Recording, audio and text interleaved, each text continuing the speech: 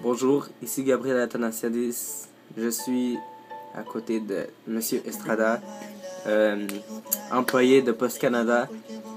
Il va parler un peu de qu'est-ce que fait Post Canada, un peu comment ça marche et voilà. Après, je vais poser mes questions. Allez-y, Monsieur Estrada. Bon, pour commencer, je vais faire une petite introduction. Le service postal est un réseau d'installation de services de transport reliant tous les bureaux de poste et les milliers d'employés travaillant à l'acheminement et à la distribution du courrier. C'est un service utilisé à des fins personnelles, sociales et commerciales. La coopération entre les administrations postales transcende les désaccords politiques et rend possible l'échange de courrier avec presque tous les pays du monde. Il passe chaque année environ 8 milliards de lettres et de colis dans les 8500 bureaux de poste. C'est en Angleterre que le système postal moderne est créé avec l'introduction par Rowland Hill du timbre poste gommé du poste gommé. En 1837, M. Hill met également au point des tarifs uniformes basés sur le poids plutôt que sur les dimensions et rend possible les pratiques, le paiement à l'avance des frais de poste. En mai 1840, le gouvernement britannique adopte le système de M. Hill. Il sera bientôt imité dans le monde entier. Ah, ok. Et voilà. Voici votre... à quoi sert Post Canada? D'accord. Maintenant, j'aurais quelques questions à vous poser, Monsieur Estrada. Comme celle-ci qui est... Où sont distribués les produits ou les services?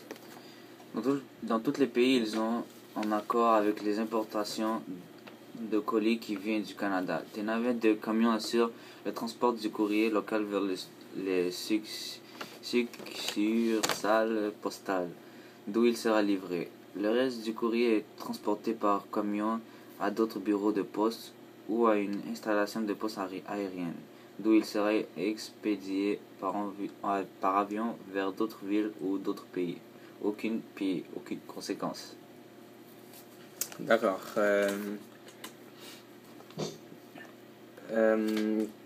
Ouais. Maintenant, dites-moi le processus d'acheminement du courrier, s'il vous plaît. Nous aimerions bien savoir. Pour commencer, on dépose une lettre dans une boîte aux lettres rouges du voisinage. Cette boîte est vidée à heure fixe et son contenu est transporté par camion au bureau de poste central, où les colis, les grandes enveloppes et le courrier affranchi au compteur sont mis à part et où le reste est oblitéré. Le courrier qui circule à l'intérieur de la ville où il a été posté est trié par nom de rue et réparti selon les itinéraires des facteurs ou expédié aux succursales postales. Il sera distribué aux facteurs qui, eux, le répartiront par rue et numéro de porte en vue de la livraison. Le facteur prend dans son sac environ 15 kg de courrier à la fois. Le reste est amené par camion et des boîtes de relais situées à des endroits commodes sur le trajet du facteur. Le gros colis sont livrés par camion. Le courrier destiné à l'extérieur de la ville est trié, mis en sac et acheminé vers le pays. La ville ou le centre de distribution nécessaire, là, il est à nouveau trié, placé dans les boîtes des abonnés ou distribué aux facteurs ruraux qui le livrent au destinataire. Avez-vous d'autres questions? Oui.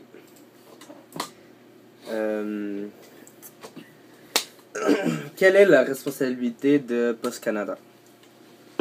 Oh là là, ça veut dire.